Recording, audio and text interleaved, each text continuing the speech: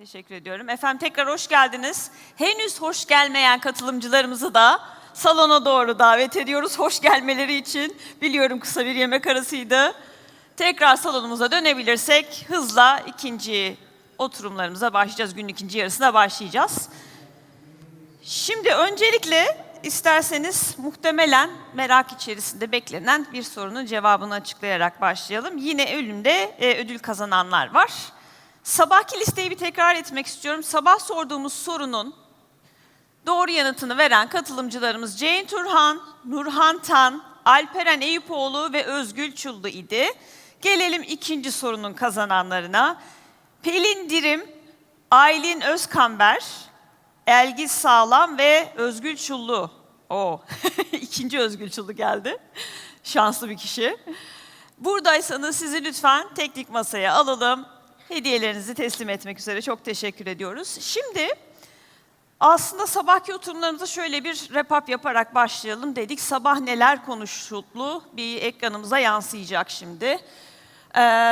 Gördüğünüz gibi Responsible AI'dan bahsettik, sorumlu AI'dan. Bunun artık şirketlerde bir pozisyon haline geldiğinden, hatta chief level pozisyon haline geldiğinden bahsettik. Bunun dışında tüketicinin deneyimini yapay zeka tarafından yönetilmekte olan araçlarla nasıl derinleştirebileceğimize, iyileştirebileceğimize dair konulardan bahsettik. Kısa özetler halinde oturumlarımızı sahnede görüyorsunuz. ViralX bir yapay zeka aracı kullanarak oturumlarımızı özetledi ve bizim için arkada görebileceğiniz şekilde kısa notlar haline dönüştürdü.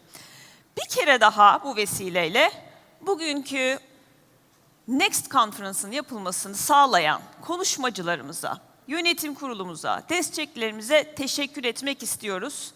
Bu teşekkürü sık sık yineliyorum ben çünkü gerçekten kendileri var olmasa bizim bu etkinliği yapabilmemiz de mümkün olmaz.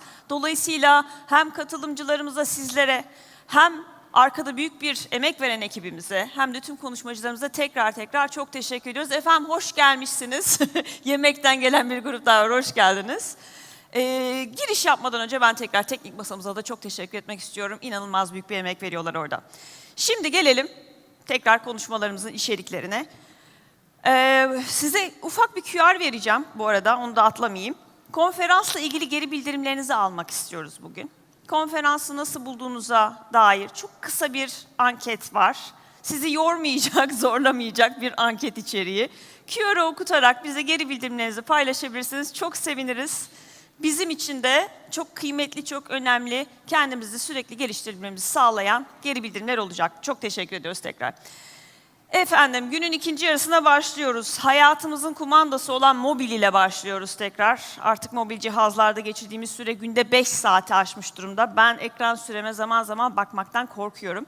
Elbette bu social medyada doom scrolling yaparak geçirilmiş bir zaman anlamına gelmiyor ama hayatımız artık mobilde olduğu için 5-6 saatler ortalama haline geldi tüm dünyada. Ancak burada tabii meydan okuma erişim değil. Evet, herkes bize mobil vasıtasıyla erişebiliyor ama alaka düzeyi hala çok büyük bir meydan okuma. Benim için anlamlı içerik üretebilmeleri, markaların ciddi bir meydan okuma. Mobil ekosistemin hız ve ölçekle nasıl büyütebileceğimizi anlatmak üzere çok kıymetli bir konuşmacımız var. Digital Turbine marka ve ajans satış direktörü William Dorling sahneye geliyor şimdi. Büyük alkışlarınızla William Dorling. With your big applauses, please. Welcome. Hello. Hello. Thank you. Thank you. Hello. Here we are. How is everybody? Was it a good lunch? Yeah? Everyone awake? Everyone ready? Fantastic. So, I've flown all the way from the UK to do this presentation today. It's really exciting for me to be back in Istanbul. I was here in 2018 in this very room presenting to a similar group of people, so it's a real pleasure of mine to be back. Obviously, we had COVID in between. I don't travel as much as I used to, so this is great. I thought I was going to have to start with an apology for bringing the UK weather with me because it was raining this morning. But the sun's out now, so everything's fine again. But it's wonderful to be back, especially at this time of year as well. Christmas time coming up in the UK. There's a theory, a tradition in the UK that as you get older, like me, your kids start to buy you less interesting presents each year. It ends up that they buy you socks. I have my DT socks on, so I'm rocking the full Christmas vibe. But it's wonderful to be here. Just going to skip on. We're here to talk about how we build a premium mobile ecosystem with partnerships and alliances at the heart of what we do. But I think it's really important before we get into this that we take a look at where we're at today. So we look at the state of mobile, and I have to say a big thank you to Rohit at the beginning from MMA APAC, because he did a fantastic job for me introducing a lot of the stats that we already have on here. So, when we talk to clients about mobile, we don't talk about the year of mobile anymore. That wasn't a thing in 2018 when I was last here. TikTok was very new, streaming hadn't scaled yet, but mobile was having its moment. And now we see 6 billion plus mobile app users globally. We see a phenomenal amount of installs globally each year, and that's only gaining pace. But interestingly, mobile has now become the platform where we actually conduct a lot of our e-commerce purchases. So you think about the sorts of things that you buy on your device, you're probably spending higher and higher amounts on items. There was a local radio show in the UK where someone admitted to buying a house through their phone. People are buying cars through their phone, so it's become a key commerce platform.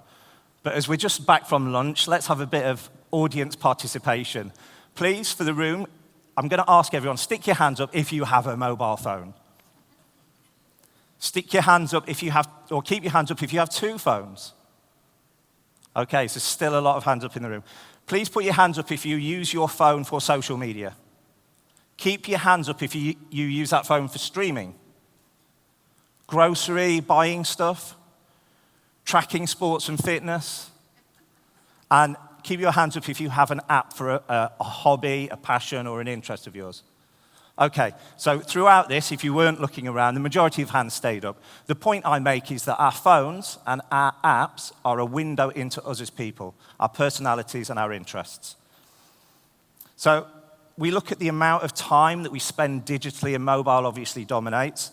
I should skip back. Within the mobile portion now, we see the majority of our time, 80% or so, is spent within an app. So if something's important to us, we have an app for it. We go to that app for all sorts of reasons, as your hands just showed. Coming on? Here we go. So when you look at this wheel, it kind of breaks out loosely the amount of time of our day that we spend within the different types of app. And I think, it's probably fair to say the majority of ad revenue goes towards social and YouTube and streaming there. And what we always ask the market is, do you conscientiously place investment for your brands and for your clients and your companies within the rest of that app ecosystem? Because even with mobile now, we're seeing fragmentation. And if you're not playing the full field, you're probably missing an opportunity. Everyone's familiar with the Lumascape. We used to have a digital display one. Up in the top left, we've got mobile. We now have Lumascapes for AI. We have Lumascapes for CTV. We have Lumascape for digital out of home. And the point I'm making here is the market has become incredibly fragmented. And that's where we start our discussion about partnerships. Only through working in partnership with best-in-class businesses can you start to make sense of this and reach your audiences and your consumers in the best possible way. So we're going to jump in now and have a look at how DT can help, or how DT positions itself in market. But first, we'll play a video on what we do. I'm sorry, Giuseppe had all the banging tunes for Cupra. We are light on music. If we could roll the video, please.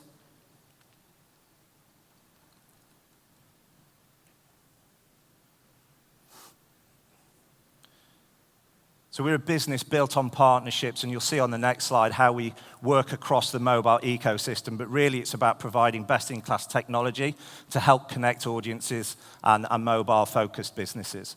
So we're truly global, unifying products and platforms around the world to best effect, building awesome creatives, connecting with audiences, and driving values for our advertisers.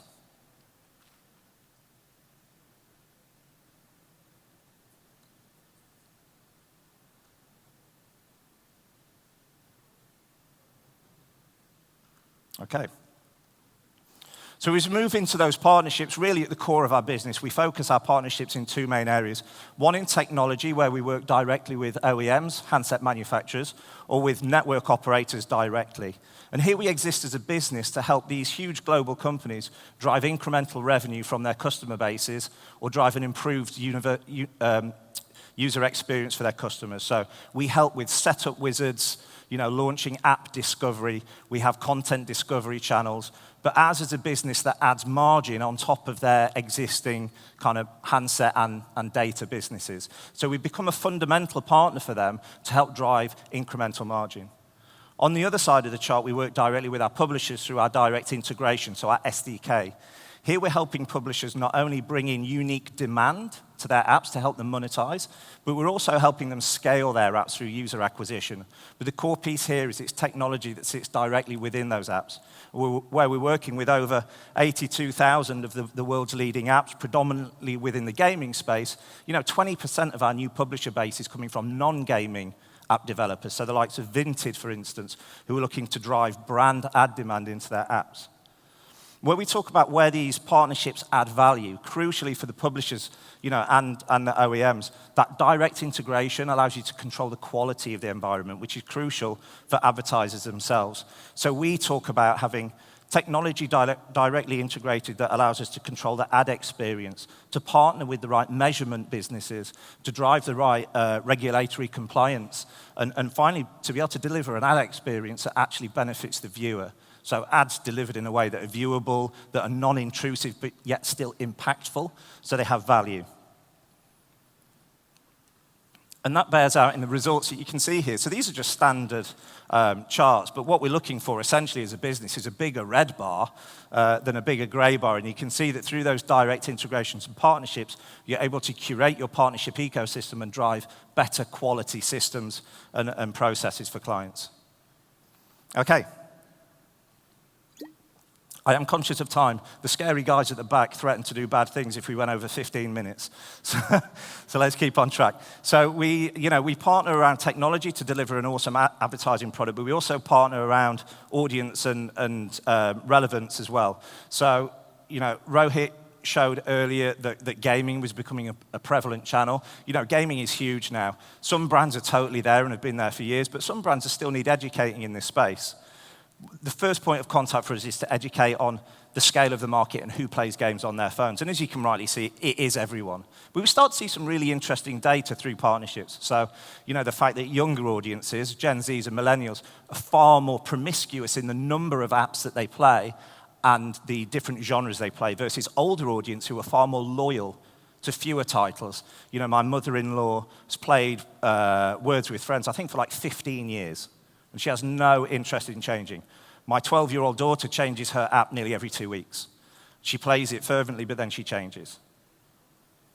And then when we start to look into the different generations themselves, we see different user behaviors. So when we look at Gen Z, for instance, we see these guys are playing games all day long. There is no off for these guys on their mobile phone. They play more casual games that have much shorter session times. You have to be able to operate across a wide range of titles to reach these guys effectively, versus the older age range definitely got a bedtime. These guys kind of stopping their mobile gaming around 9 p.m. in the evening. They're relaxing, unwinding, doing whatever else it is, and playing different types of games, so puzzles, brain training games. So we start to see insights through partnerships that help us educate advertisers and deliver campaigns in the right environment. We can also help clients with strategy. So this is where our Apptopia and Sensor Tower data comes out. For those of you not familiar, Co-op is a high street grocer in the UK. We work with them on a user acquisition, so a performance and a brand basis. We've had a session recently where we were just digging into their app and how we can shed light on new audiences. And what was really interesting from the data here, you can see on the left-hand side, we able to use Sensor Tower to profile the types of game most likely played by users of the Co-op app. In the middle, we're able to surface new audience insights for them. So we saw a strong index against Co-op app owners versus student audiences. And then on the right-hand side, we've got competitor conquesting. So we're able to look at which competitors of theirs ranked highly against their own app. As we dig into the student audience more detail, you rightly see nearly 80% of students play games on their phone. So obviously mobile gaming is a great environment for them to go on conquest. And how do we build those audiences out? So using ComScore, for instance, on the left-hand side, all of our inventory is measured against ComScore, so we can look at statements that pertain to someone being a student. In the middle, we can index against Sensor Tower, as you've seen, so what apps are relevant for student audience. And then on the right, we can start to target those students in contextually relevant games based off their other mobile behaviors. We couldn't do that on our own, so we need these businesses to help fuel that partnership. Okay, so let's have a look at other partnerships and how we drive success. Just under 5 minutes, let's go. So here we've got a fantastic campaign that we ran out of here, Turkish Airlines, one of our biggest global campaigns. Phenomenal campaign for many reasons, results speak for themselves, but actually for us it's really interesting because this is a global partnership. We need publishers who are global to be able to reach all the markets that Turkish Airlines were interested in running. We need a platform that's stable and runs a high-quality ad product across all of those markets in a consistent fashion. So that comes through our Direct SDK. So a great example of a truly global partnership from both client and publisher. The end card here, as you can see, allows the user to explore different locations around the world on their device, moving them down the consideration funnel. So our next example here is a great partnership with Scope 3. Hands up if you're familiar with Scope 3. Okay, not many hands. So Scope 3 audit and measure inventory based off its environmental and sustainability credentials. They look at things like supply chain optimization to understand how much carbon is used to deliver an impression. So this is a great partnership with Dallin to understand, was the campaign delivered with DT more environmentally friendly than had we delivered it in other platforms? And what we see here, through our direct publisher integrations, fewer chains in the ad delivery cycle, we're able to deliver a more environmentally friendly ad impression, which means less carbon. When advertisers build their business around their global and sustainability credentials, they've got to live that in their advertising as well. So this is a brilliant example of environmental and sustainable partnership even. Another technological example, this is one we ran for L'Oreal in the UK, working with a sample redemption partner that they work with called Odor. So this creative delivered a video and then a gamified example. At the end of the gamified creative, the user could request through the end card a sample of the perfume to be mailed out to them. Test campaign for us. We had no idea if this kind of engagement would work well with users. Odor report back to us that over 90% of the redemptions that they received from the DT campaign were net new customers. So they've been running this kind of digital integration for a long time across digital display and social. Because users are giving their email, they're able to identify net new customers into their business. So truly adding incremental value there. And then finally, let's talk about paying attention. It's key in all of our presentations. Attention is what makes your advertising work. No attention, no success. How can we partner and prove to you that we're driving the right level and the right quality of attention? So our current attention partner is Lumen. Lumen have done a lot of work in our space, particularly UK, focusing on the quality of attention in different environments. This is a light version of a slide that quantifies the amount of attentive attention you get on a video creative. You can see DT driving over 22 seconds. Mobile gaming does really well. No surprise, it's a high attention medium, so it drives high attention in advertising. And Lumen have us sat basically between cinema as the highest attention you can get and TV, and then DT sat in the middle. So it's really good table partners when we come to talking about driving high levels of attention. We can measure that on live campaigns, so we can run tags that measure the amount of attention your creative is getting and optimize towards that. So the partnership allows us to deliver real optimizations in attention for your creative, whether that's at a post-campaign reporting level or actually to understand which categories of app work best for your particular campaign. Really excited about those 4 case studies. Okay, I've got 50 seconds. Guys, I'm on time. No violence, please.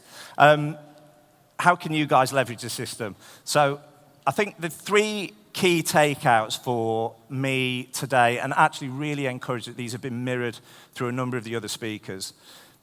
Fragmentation is going to continue. It's going to continue in mobile, but it's going to continue across the entire ecosystem. And with AI, as mentioned by Nadia, it's only going to speed up. But you can make the best of that fragmented world through quality partnerships and quality alliances. We're experts at what we do. You are all experts at what you do. We can't do what you do, but we want to work with you to deliver those results for your brands. Hopefully, we add value to your chain. And then finally, mobile is at the core of everything that consumers do now, whether it's shopping via a QR on a TV advert or an out-of-home screen, or via seeing an ad in a mobile game. Mobile is core. So fragmentation will continue, partnerships are essential, and mobile is at the heart of all consumer conversations moving forwards. Thank you very much. Thank you. Yeah, I will. Thank you. Thank you, William, once again. A great presentation and great sucks, by the way.